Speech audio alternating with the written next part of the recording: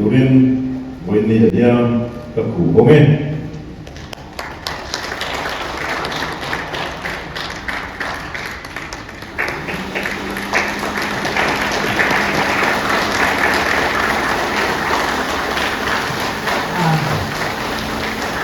mỗi thế mày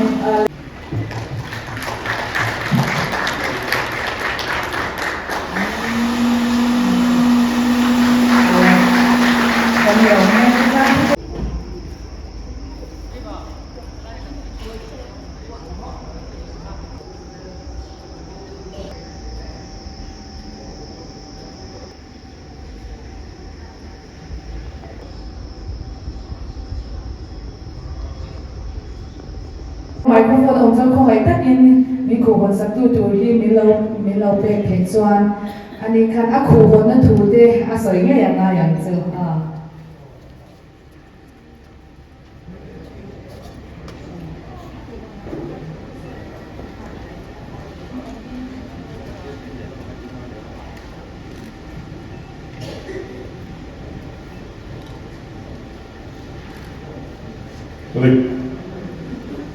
Carens Clavis electrical vehicle mỗi takasian chu Mizoram ni buiten duan le ti turin với ni dia các cụ bố mẹ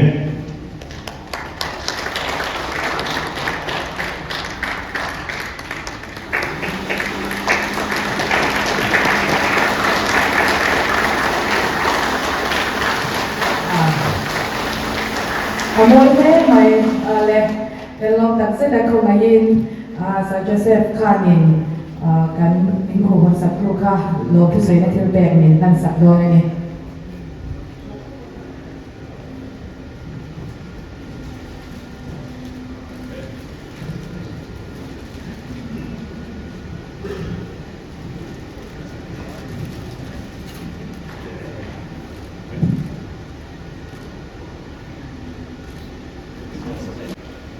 kan hun min kai shuai tu le kelai huna min som Tute LBS family te le kelai huna kal kom te izavayin transport department bringing sibai kabu sewa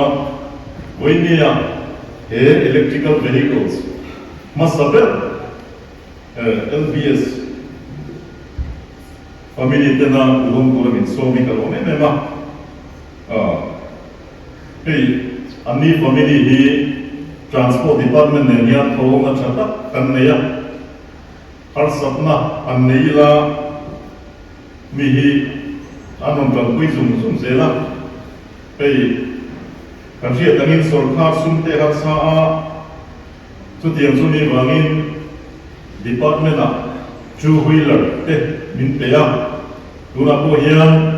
kan enforcement staff te ko ha tu staff te le gear dang te min sponsor tuin man la me boka chum te dia wang chuan kan lo me mani ti ka kan soi duwa tin chu mai ba ka chuan ni chu hria tangin transport department te vehicle dealer sa chu englai po inherent kan dia ani hi hetia an familiar business sang hian fakan lo ema complain te po hi atle mani achona chu company chen khat chu a sales ani mo dan boya chutia ani lai chuan ani chu a sales mai pe lam pa after sales service hian an thae maya chung chu ni wangin complain lovin am customer an lo me pexel hi an van nei ka pia ke mi ko ma hian ni fakta kan nin ka pia kan fak duwa tin pakhat te kan soi do chu kan hriat chu bangin sam ni som pa ko changin Ministry of Road Transport and Highway ti dam thar aron neya dealers point registration kan kal puya tun hmaa motor lei tu ten ami mal anga DTO office registration anon boi tui chin te high security restriction plate anon boi tui chin te smart card anon boi tui chin te khani to lovin company in dealers point restriction kan introduce nuwa chuan an boi tui pe kanaya chunga po chuan an ni hi fak an loi em a chu tiang te ni wang chuan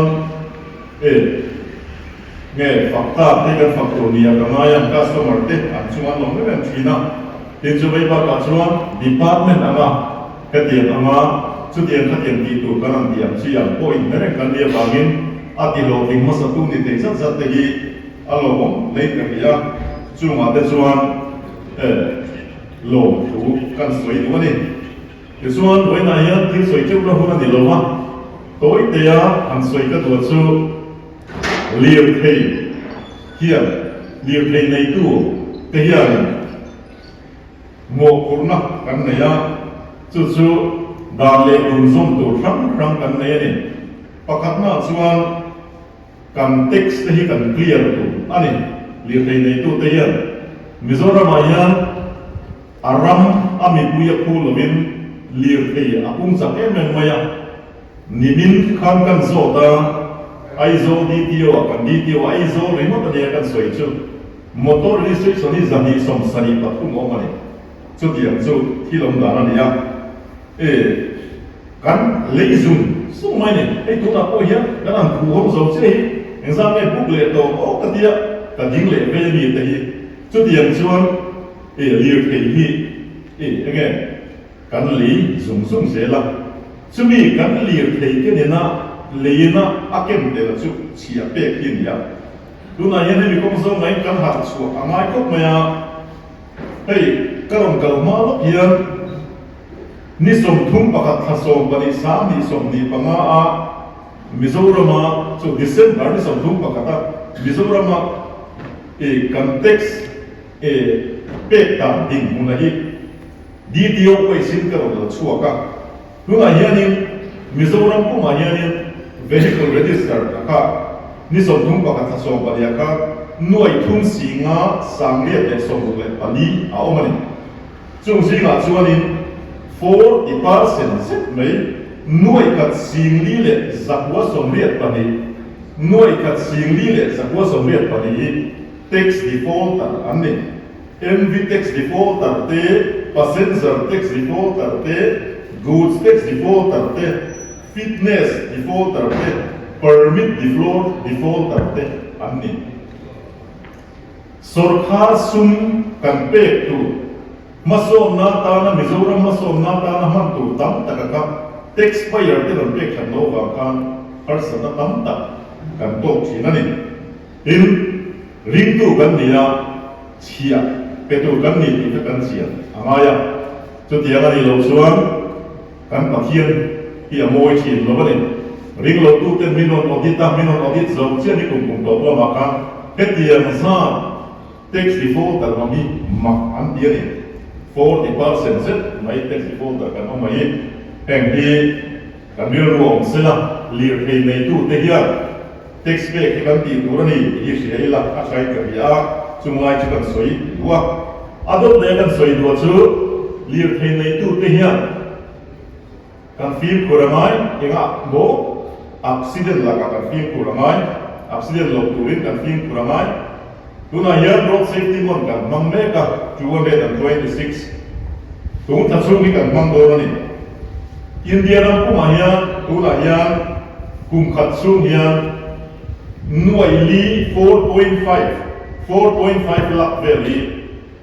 nuai li le singa veli kum tin accident zia om amania mithi hi kum khat chungin nuai khat le sing ru vel mithi accident wang om sia kan nia liam hi kum khat chung hian nuai li le sing di bor vel liam sia kan ni tani India sarkar mangam tuna hian achana chuai kan ti chuan khang thi le liam thi le liam ho za asom sari dep thoka thalai productive kunlai ani thata chu GSDP hi akhoi atata ne chu tiam chu ni bangin India sarkar ma ema lirthei nei tu te kan film kuranga emani India ma hian khovel puya motor za apakha aoma chu ti lai chuan accident hi za khovel uma za som pakhat hi India ma thengthung ani chu diam chu kan din mun ania kan motor te thato sia kan motor chaye me ma kan konga chaso to bok sia fin accident tam so to do hena lama kan fin khur amai tak setare kan ho tu ten kan dan siam tu te la dan siam hi kan zom amai ne kan fin khur ta ngai chu liet te ne tu te kan in sa mul ani tin tuna road safety man kan man sum hian special drive kan nei dona chu chu kan rail zo che tu na kan on suak kan ya ta chuan Mizoram ko mai special drive enforcement drive kan nei dona ni police sok te ne ta chuan kan nei koi mo tu la ta kan ho ku kan dona chu bulba extension to chassis kan tiam chi te high securitization plate bello te bike reading tu motor reading tu te Aizawl ko chuma city bus hulu tu kam chi te hi hmaa kan la so don ani kadian ko ma yan hmaa kan la so don na awareness ke ni na kan tum ber chu waman rim poisa so ki rim ni lovin film khur tlangila dar zo tlangila ilaya kha kan du chu ania lirthei nei tu ten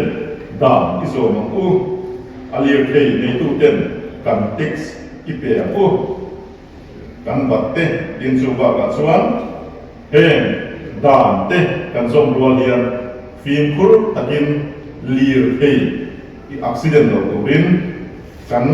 motor te i kal thina u in kan soi ani chu ato bera chuan kan lom tak setare he hun mang tura min so ma wangin kalome when we are here hey new Seltos ka thar tất mai đi ngóm takin tu nghe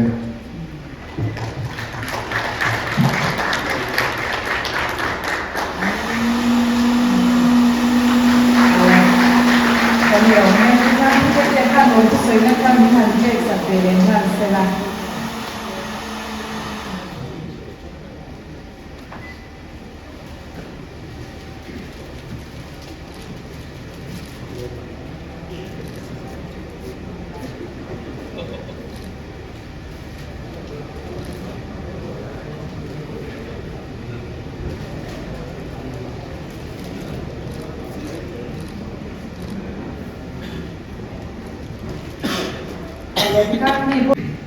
kan host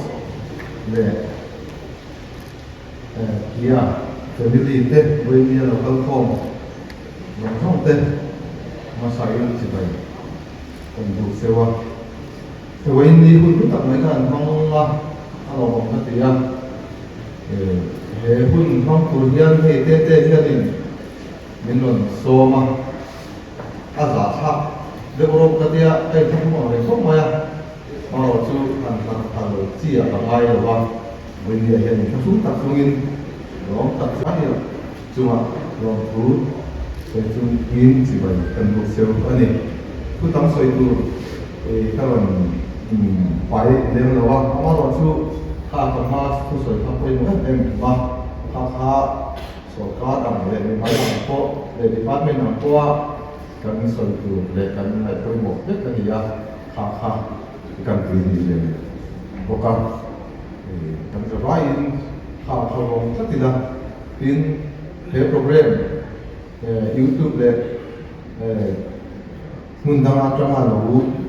en le to te lo vai sa to te poi kan kon tu poi mo ta kan ni kha kan so kan le selangin ki kha kan pong kha ka so yu ya ngai sa mai o dangin ni hei Kia family ai ganin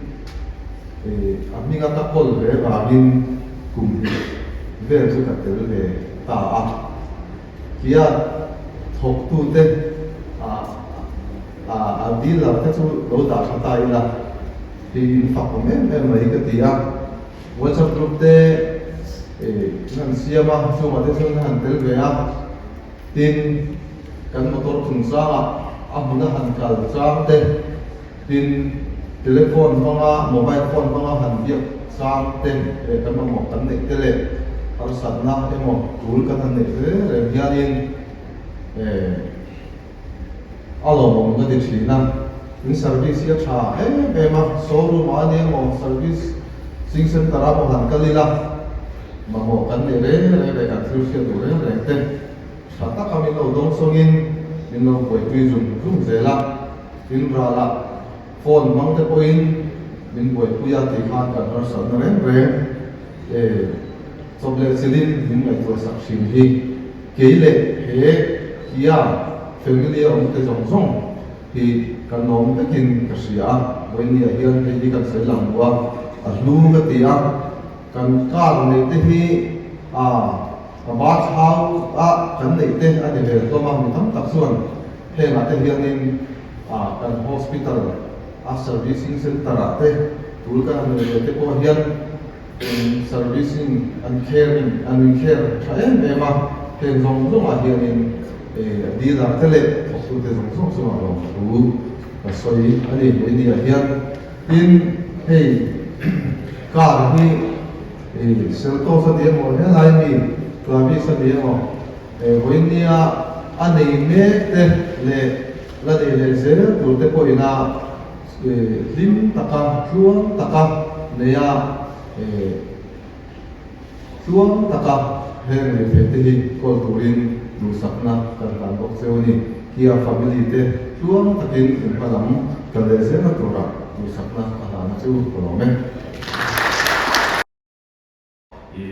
Carens Clavis EV hi engine nei version kha chhawpchhuah ama sain internal combustion engine nei kha IC ho kha hatiang chi kha chhawpchhuah India electric vehicle electric version kan hule electric vehicle a chuanin a battery kha poimo ber ani maya chu tilaya chuanin kan bel du so ka chu sai tu tam tak phei chu om to chuang lo vila om to chuang lo wa electric vehicle kan ti te kan smartphone te kan tablet te tin laptop te le khang device sang khan in chu khang som rechargeable battery reng battery kan han hang down na current kan va via kan charging le chi khati ang rechargeable battery reng hi a en kol da ning ang veka electric vehicle ni ta ko wang khan in thil har sa le boi sa kha pakhat ma om lo ti ha kan shira ka lo kan shira ta na boi mo ka ti ya chu kan soi duwa ong sia chuanin battery hi en kol dan hi rechargeable battery en kol dan hi in ang veka kan phone on ni se electric vehicle on ni se ai ang chi ni antenna na charger ron chunga nei ta ni o chu mi pa ka soi thui mai ama hian ni ching han soi thaw level 1 2 le 3 charger chi sang sang om do na level 1 na khan in AC charger ani ya chu ta chu mi hmang chuan in khami battery backup 42 kWh le 51.4 kWh kha ma standard range le extended range ma khami na ahniam zo le sa zo ti han soi mai tai la chuan ahniam zo kha level 1 AC charger hang khan in Dawhkan som pathum charge nan 10% to 100% charge nan Dawhkan som pathum khan ngaya chuan asang zo ka khan 10% to 100% ti tum khan Dawhkan som banga mai ve thunga ti chuan level 2 AC fast charger ma khata khanin ahniam zo charge nan 10% to 100% charge nan Dawhkan ni Dawhkan ni ngaya ti chuan asang zo ka khanin 10% to 100% turin Dawhkan ni le som ni banga ngaya ti chuan level 3 DC fast charger kha ong ve thunga chumi a ero chuanin 10% to 80% ha minute som thum ba kwa a full a thing ve thei ve ve ni a pahnih ni han battery pack pahnih a hniam zo le sang zo kan ni ba han pakhat zo ka a chhia pakhat zo ka thaviu ti na ni chuang lo ni a battery pack kan station na khan mai ta se ti chuanin battery rechargeable battery shim hi kan en kol dan hi kan phone a po hian ni tam tak chuanin kan ti ga tam zo chuanin 100% pop hian kan charge thing ga kan phone battery hi chu battery kha ni atlab na chan ber ani rechargeable battery shim en kol da na ang veka 20% a charge na 80% ani na an discharge le tai la chu mi om je chu 50% 60% a ka battery claim ti ya vi le no chin kha battery life ti che tu ani battery ti che tu ani chu electric vehicle a ve thum jon en kim kha calculation is key ani to he electric vehicle shim chu hi la ani mo 4 wheeler on se en kol tu chuan thil chu reng hun kan thana lai ve thunga ni chu fin khur ngai na lai om chuna ni ya kan fin khur chuanin en kol lo me thil thata kan ni ya en tin na charger po chon sa ni ya ke mani in an ni mo office an ni mo khoya po ni se plug kan nei sa pa nga ya khani a charger pa nga ne la kan vi lo kan charger darkar som pathum me mo darkar som pa nga kan ha kha a battery ina a tlo pui ber thil thaber a nge dan ber ania antina na eile in siamna ne nei nang khoba ar hem tu nang la ya kan chingda ni antina ka she themol samlan ar hem ne kan te khun le nge ar temperature sang de win antina darkar kha hem ta ila upon lampang ut lo min chung lampang min si lo ila om thei mai thei ni tumi ni lo in temperature niam de so in darkar thum bel kha hem ta ila moi nai ta tui me ta tui ta kha la so lo na chu tiang che chu battery en ko la ko hian in ai an na la ya oma chu 20% akan charge na 80% ni kuna kan phoya chuan device chen khala phei chuan 80% na thin kuna power takin kan off turin kan lo khoi man lo ko battery a thauna na chu tiang a ok na tura feature jar ne te po chu ma chu ai ang veka ti chuan a charger ron chhom sa man mai kha a tha charger chhom sa man ba aftermarket charger phone a onia charger watt sang de kan le ya a charge ran kan du wa in hun da chu lo he da wa kan nun thung da chu ati ol sam te be mai chu ti ro da ro chuan battery kha ni na thawa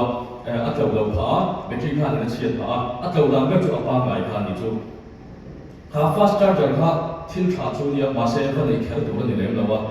a tu ra ni lem lawa tin panoramic sunroof te po thil tha chu ni la a tu re kha a ni vet khel chong lawa tin battery shima hianin rechargeable battery shima kan sun to anga EV ani emaw EV ani na fa khan thil a har sabi lova kan smartphone te khap te ne jong han en kol da ne ba ai mang veka chu ti ani chuanin electric vehicle nei kha kan hau thon thin ber chu kha boina om lawa a charge na chuncha ma te khanin ngai ngam thakin a lei theya kan du ang thalin chuan electric vehicle shim operate na degree siklesa du thu sa chu 15 degrees Celsius to 35 degrees Celsius again chu ti ni chuanin Mizoram hianin kan siklesa lai to hianin Mizoram ta na siamna mo ti tur khopin kan siklesa ne la in rem le chia kan ram ta chuanin a tha em em tin charging thu kan boi da ber thin po khati ni si chuanin en kol kha a har salwa ti chuan kan enge EV chu ol sam takin thatakin kan en kol thai ti na ni chu ti chuan aba chu kan soi tur ang kha kha aron soi chu to kim takin tuna test drive thein tuna son ahnung ma son pakhat oma kan test drive vehicle tin showroom lama test drive turin en tiklai to na ron kal theya kanon kal pan lo ni point phone call kha in thung lo ila kanon pan thei chewa nangma ni hun nei ta na sirin mo inom huna po kanon pan thei chewa ti chuanin kan siam renga tin tu lang lai chon kan garage te alo le tu lo chuanin khatin ang garage te ching ka tu emaw ti ang te po kha ka tom ve lu thina nia kha in thung me lo in mi ro phone nga karon ka zel thei ni ti ha kan soi ni ka lo me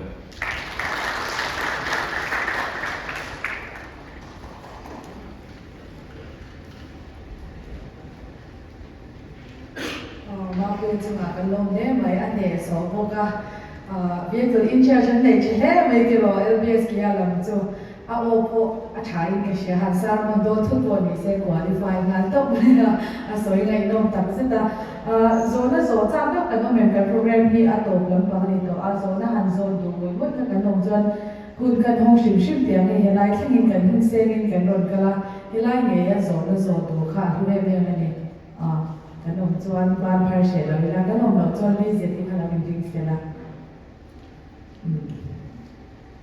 kan om no ne te ro an ki na te po he test drive the ya la zo zel the ni ole tu na chuan bi je ti kha kan so ma ga Aizawl-ah khan ni lo la kan mai lo se LBS Kia la motor khan ni lo tu soi na bu ke te kha an plan to Aizawl-ah lo la ting sun so tu rin kan ye na ni bi je ti kan so me